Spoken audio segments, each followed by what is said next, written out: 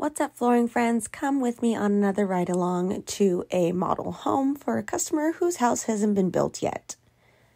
For this home, we are going to San Diego. He has requested some samples he saw online, so I went ahead and grabbed those ahead of time. No surprise for Jax coming over to get some pets, but here I am loading up the samples and heading over to the model home. When I arrived, the street was still under construction, so I could not drive up to the model home, but I did have to do a little bit of a trek, which was no problem for me to meet with the customer.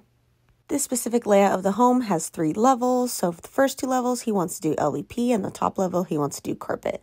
Fortunately, I couldn't really record much inside the home since it was still under construction, and we had a short time limit on me coming over to measure, so here is some shots of what they selected. They selected for LVP, the Grande Vista Oak, and then for the carpet, they chose Nature Within. Both products are going to be amazing for durability. This does seem to be a forever home, so they had a great choice for those. And then we're headed back to the office to go ahead and run their quote. How to bring back the samples I borrowed from the store. And then, of course, the cutest little thing happened. Our greeter is doing his job.